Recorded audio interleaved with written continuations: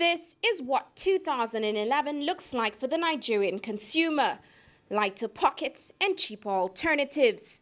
After 3 consecutive quarters of monetary tightening by the central bank, with the benchmark MPR currently at 12%, a naira in freefall, and the prospect of the removal of petrol subsidies that could mean higher prices, households and businesses are facing tough choices and dwindling discretionary spending. Both individuals and corporates, could see it as a signal that the economy could be under pressure, and then you could start to see, sort of the capex spending plans, starting to slow or reduce.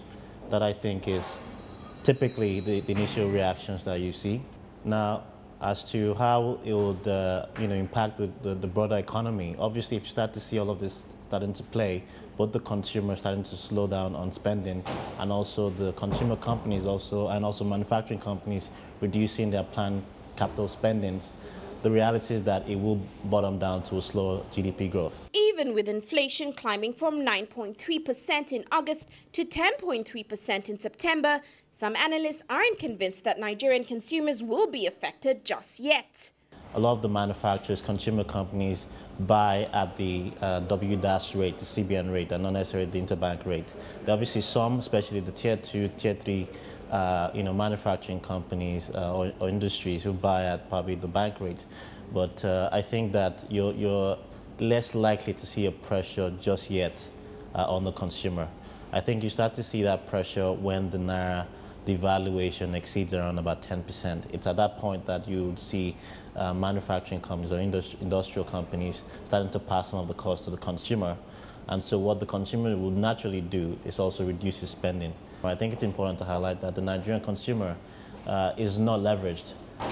He's purely a cash consumer. And I mean, if you were to compare statistics, across the region, Nigerian consumers borrow less than, or I'd say that the banking sector borrows less than 8% of total system loans to the consumer. But the Jibulu family, a 2-income household with 3 children who all attend school, say they are already starting to feel the pinch. It has affected every area of my family life, really. The school fees definitely is not permanent or is not static.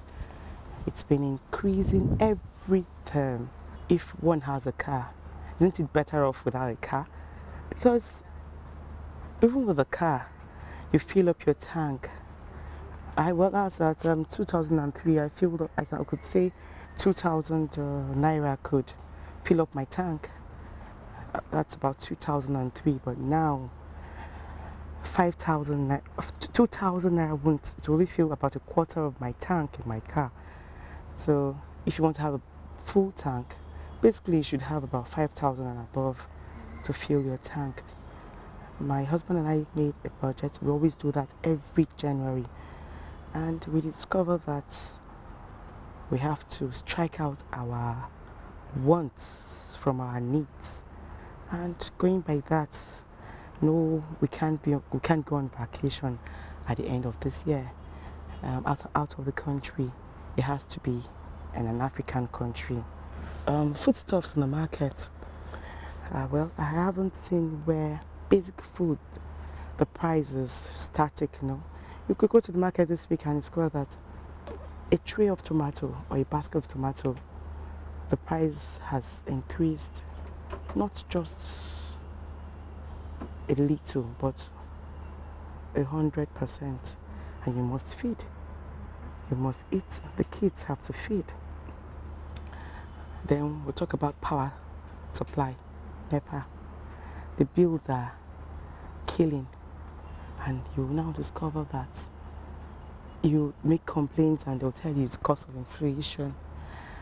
All this in total makes life a little difficult, so difficult.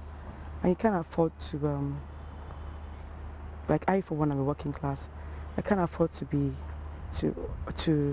static. You have to have your hands in different pies to make ends meet. With limited household spending, demand for consumer products is on the decline. Sectors like retail, manufacturing, hospitality and travel have all taken a hit in the first 3 quarters of the year. Obinna Ekezie, founder of a popular online travel site, is uncertain about sales after the exchange rate saw ticket prices, which are quoted in dollars, almost double in the past week. In terms of the general industry, we believe there's been a decline in sales this year because of obviously the increase in ticket prices. If you look at last week alone, there was a huge fluctuation in the exchange rates in terms of the USD.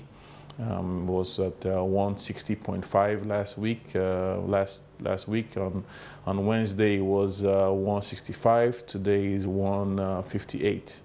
So pretty much ticket prices are determined by the exchange rates. So as the exchange rates between the US dollar and naira fluctuates and gets higher, then you see that ticket price will get higher, and that means that pretty much lesser people will travel. Fairly new player in the fast food sector, KFC, meanwhile is worried that it will have to put its business expansion and investment plans on hold if it doesn't see a constant growth in sales in the coming quarters. For the next year, definitely, we continue to grow because we are pretty much new in the country. So growth, is on one side. It will continue to happen.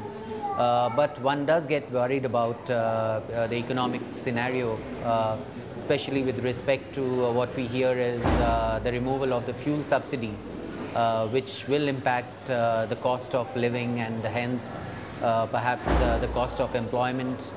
And so the cost side of the business definitely does worry us for the year next. But as far as expansion is concerned, obviously it is not too drastic to make the expansion stop at this stage. Production has been the hardest hit as access to credit and the price of importing raw materials becomes more expensive for the manufacturing sector. So on average, the 11 companies or so we cover, they import about roughly 54% of the raw material requirement. For some, it's probably more, like the staple food producers, they import anywhere from more than 80% of their raw materials. Now, if you're looking at some packaged food players, they import anywhere between 30% or less. With Nigeria's dreary economic outlook, one has to question whether the Nigerian government will fulfill its transformation agenda. However, salvation may come in the form of a committee founded by Nigeria's petroleum and finance ministers, which plans to minimize the effects on the economy by reducing recurrent expenditure by 4.4% and redirecting the freed up funds to infrastructure and human development.